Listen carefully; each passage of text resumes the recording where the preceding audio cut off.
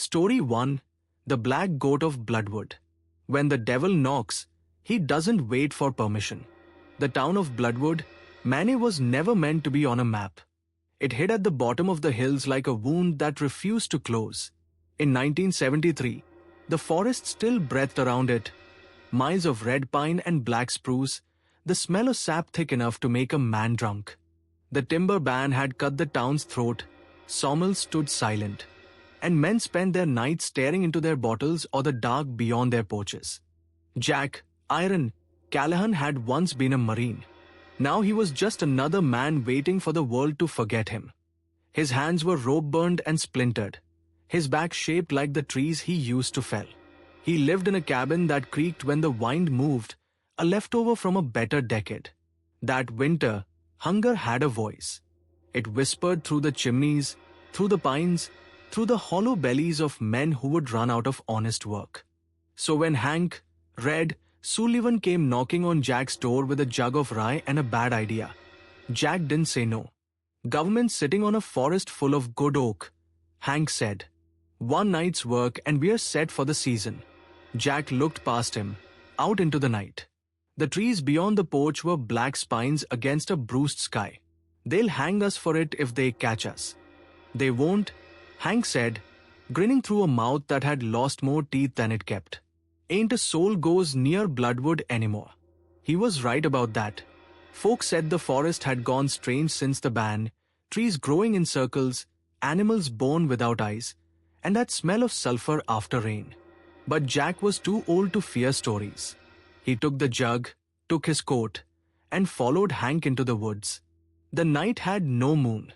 Only the oil lamp swinging from Hank's belt threw light across the snow.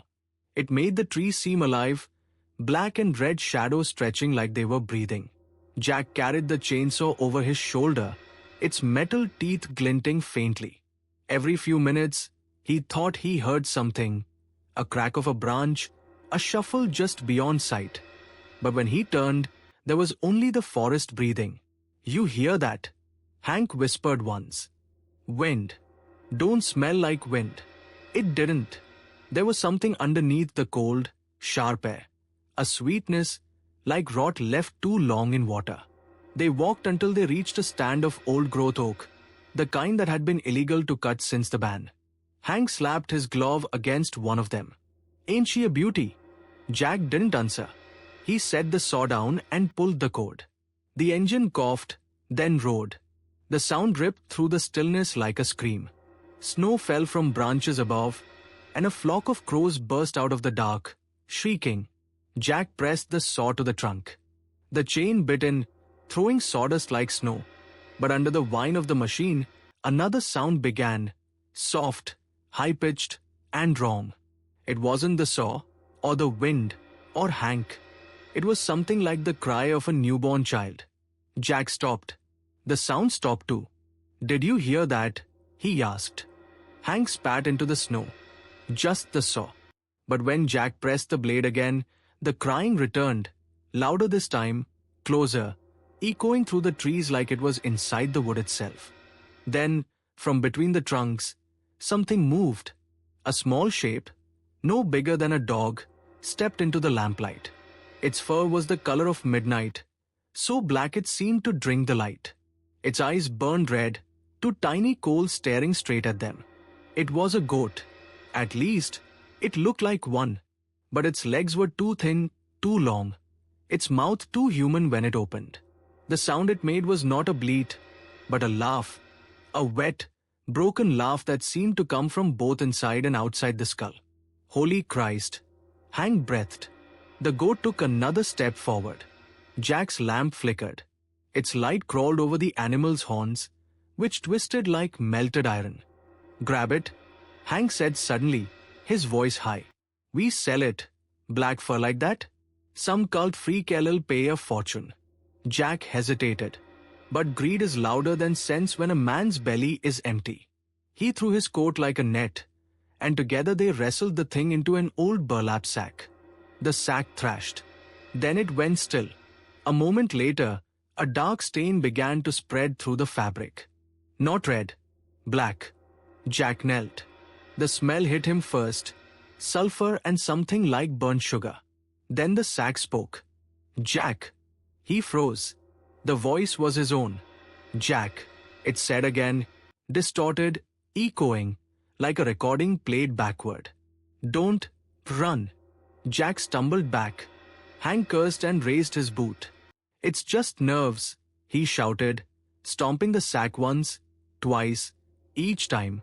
The sound was wrong, wet, hollow. Then the bag laughed. That was enough. Jack pulled his revolver and fired 6 times into the burlap. The gunfire cracked through the trees, each shot followed by an echo that didn't sound like echoes. It sounded like answers. When the smoke cleared, Hank was shaking. The sack had stopped moving.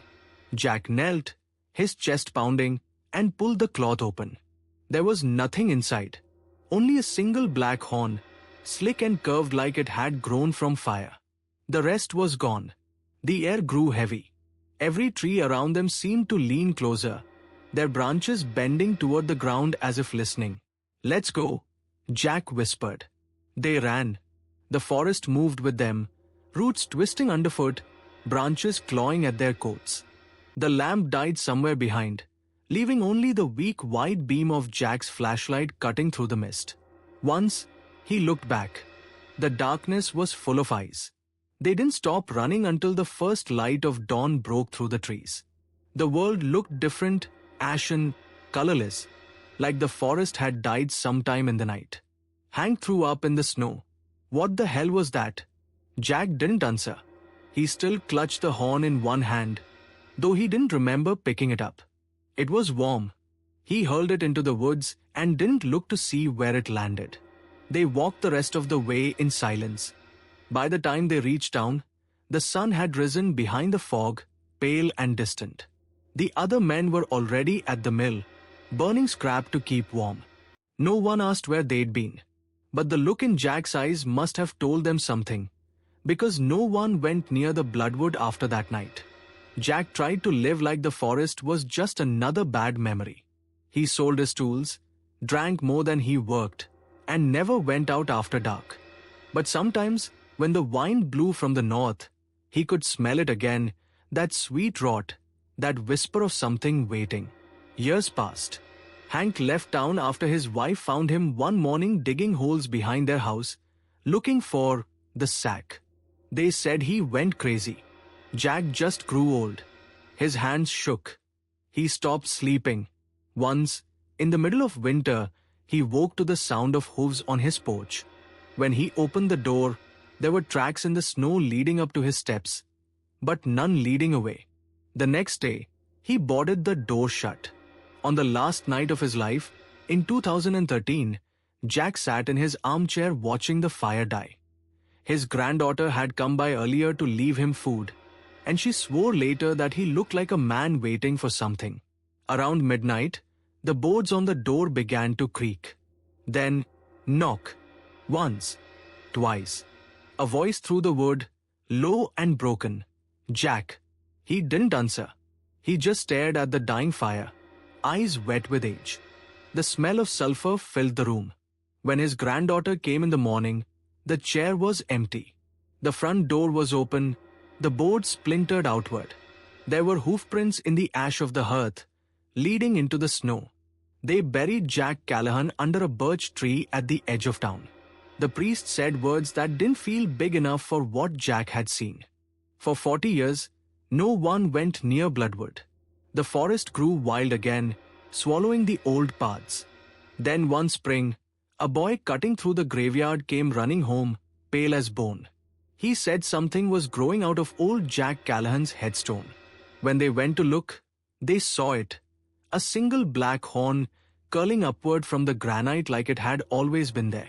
It was warm to the touch. The smell of sulfur hung in the air for days. No one ever touched it. And when the wind moves just right through the pines of Bloodwood, it sounds almost like a chainsaw. Or a child crying. Story 2. Scream of the Relapse demon. When the devil knocks, he doesn't wait for permission. The house looked smaller now. Sarah Monroe stood on the sidewalk, her duffel bag hanging like a dead limb from her shoulder, and stared at the house she'd once sworn she'd never return to. It was a square of rotting siding and boarded windows, half swallowed by the weeds of Detroit's east side. The curtains still hung there, same yellow stains, same cigarette burns, but the place itself had changed. It seemed to lean toward her, waiting. She lit a cigarette with shaking hands and told herself it was just a place. Just wood and nails and 1,000 bad memories. Behind her, the city hummed with winter silence. Distant sirens, the echo of something metallic falling in an alley. She hadn't slept in 3 days. Her breath came out white. Don't think, she told herself. Just get inside before dark. The door gave after one shove. Inside, the air smelled of old rain and iron. Dust moved like smoke in the light from the street lamp outside.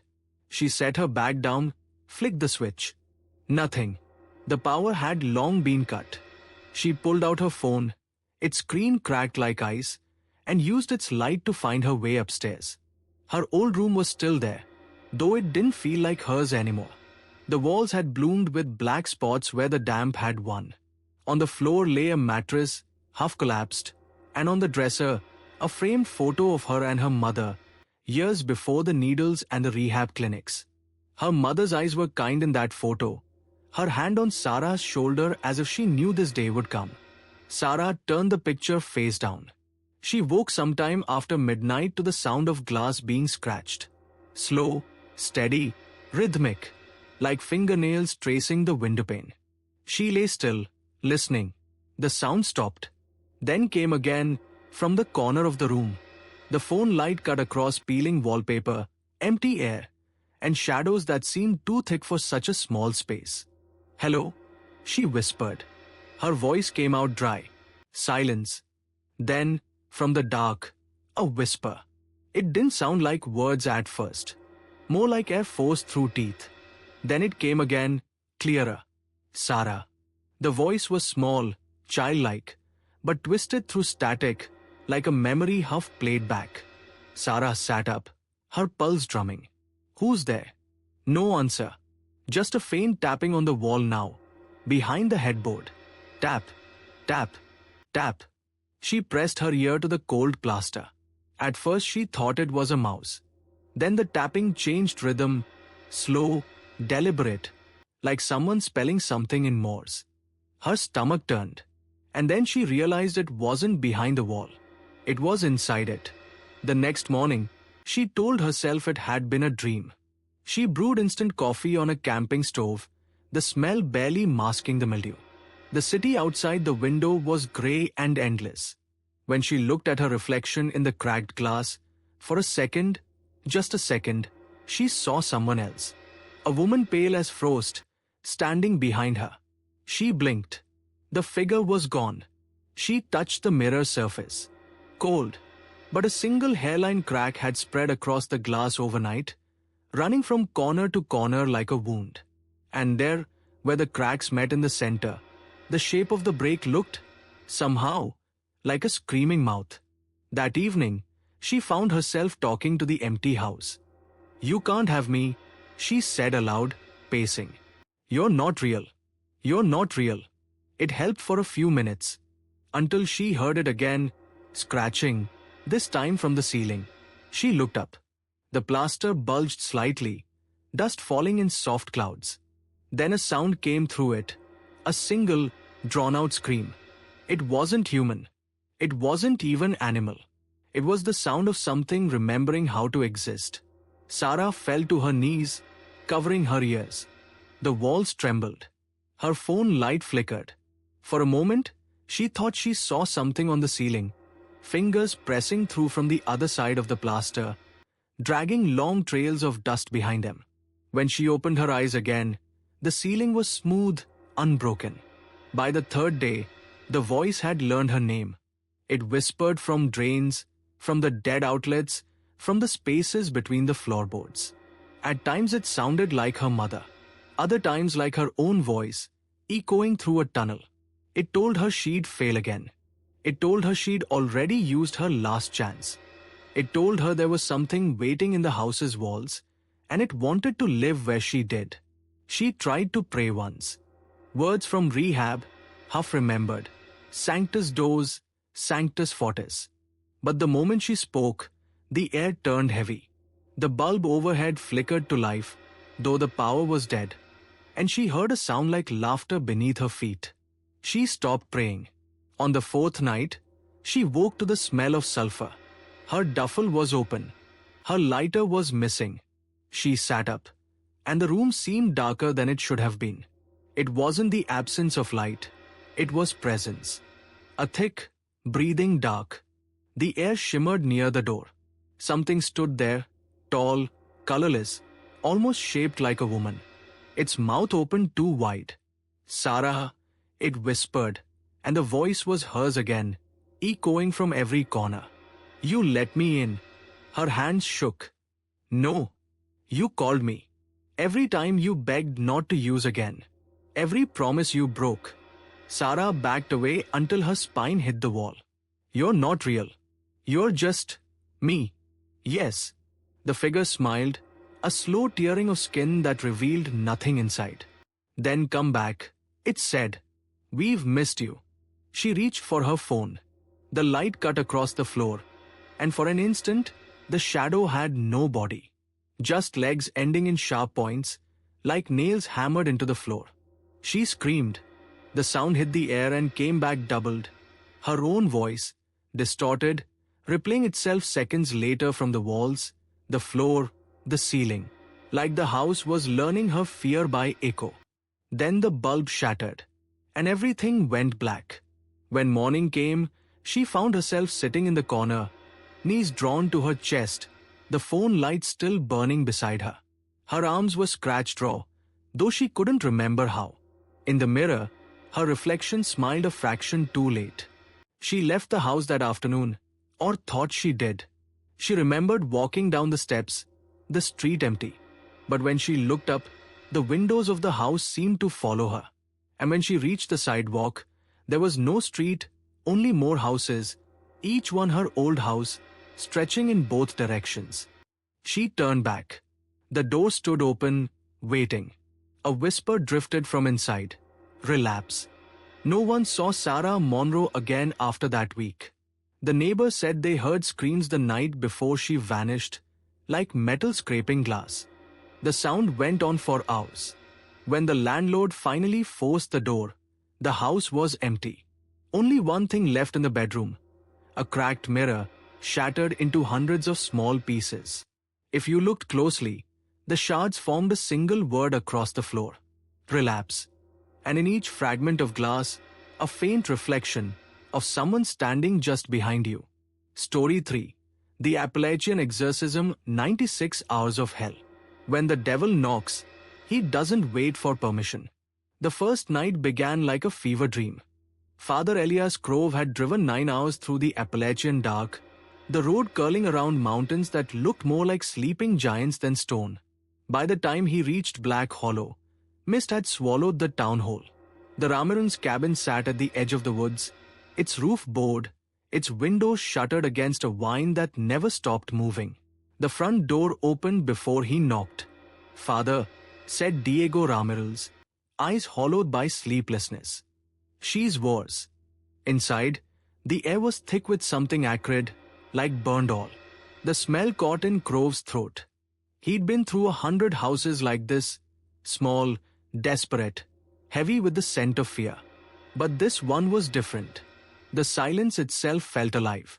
Night 1. Lucia, Luz, Ramirez lay on the floor near the hearth. Her hair fanned across the wood like spilled ink.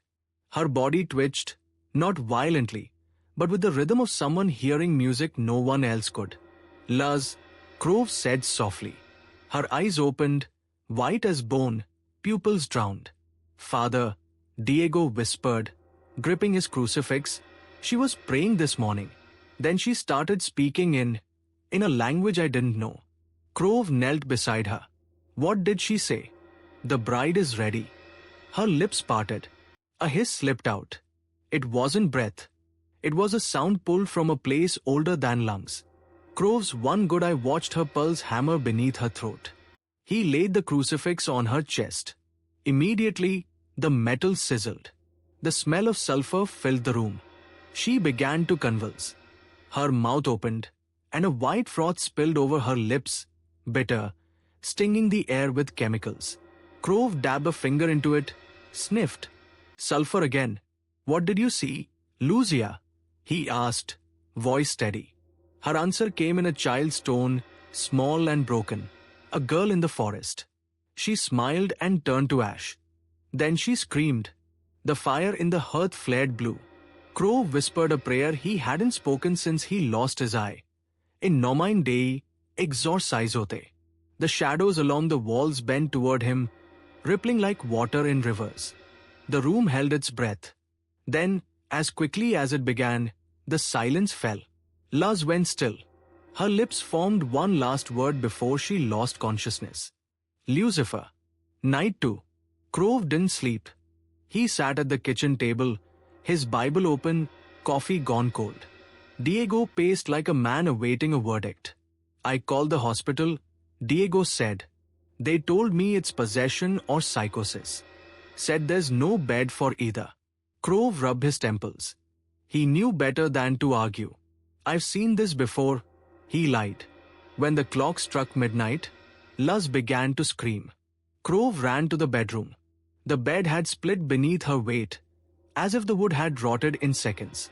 She sat upright, her face grey, her eyes black as coal. In one swift motion, she bit her own tongue. Blood sprayed the sheets in bright arcs. Hold her, Crove shouted. Diego froze. The lamp exploded. The crucifix over the door twisted in its nail until it hung upside down. From Luz's throat came a low, animal growl. He comes, she said in a voice layered with others.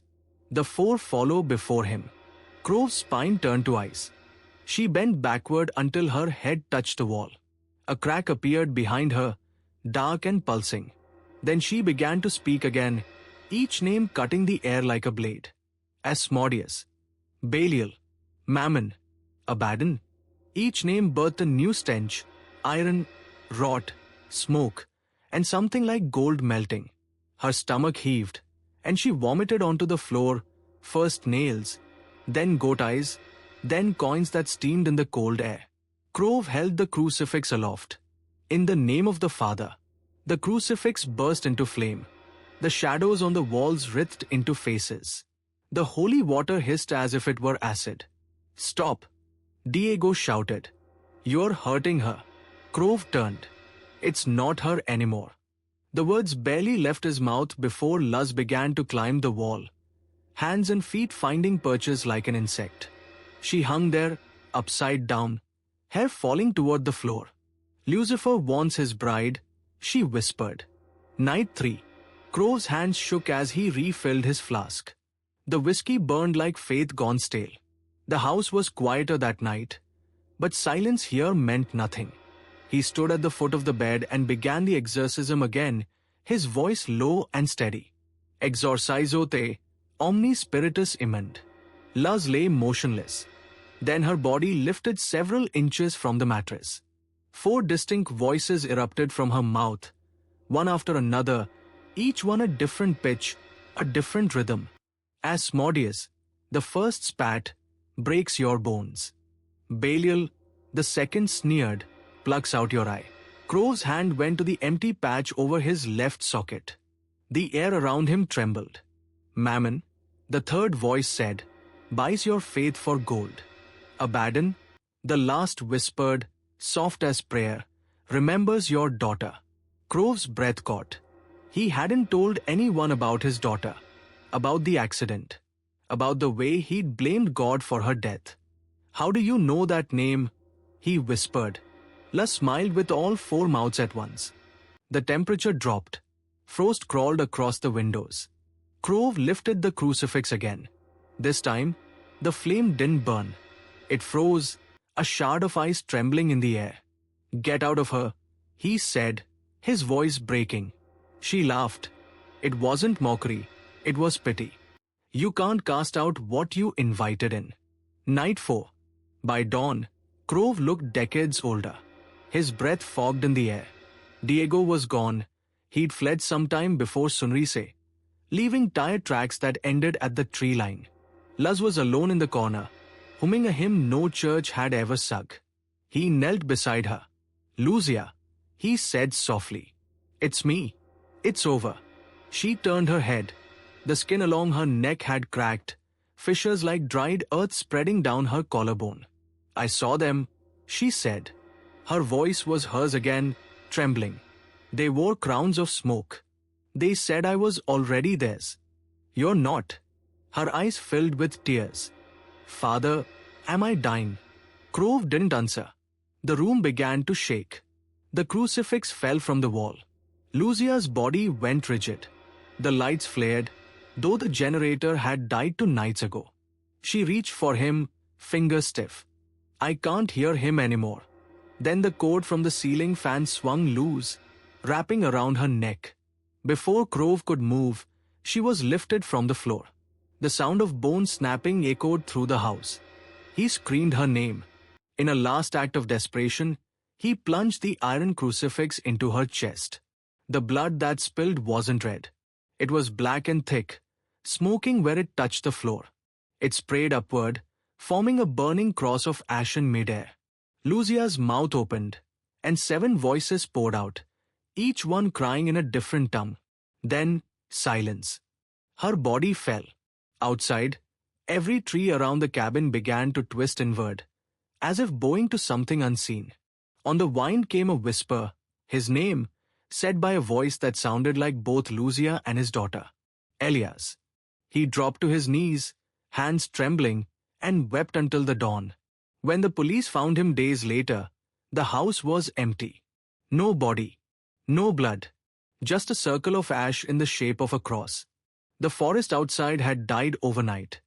Trees split down the middle, bark blackened like charcoal, and carved deep into the trunk of one fallen oak, letters gouged by something sharper than steel. Lucia. The grooves were made by human fingernails. They never rebuilt the cabin. Locals say on winter nights you can still hear the prayers, half Latin, half screaming, echoing from the hollow. And sometimes, when the wind cuts right, it carries a woman's voice whispering through the trees. Lucifer warns his bride.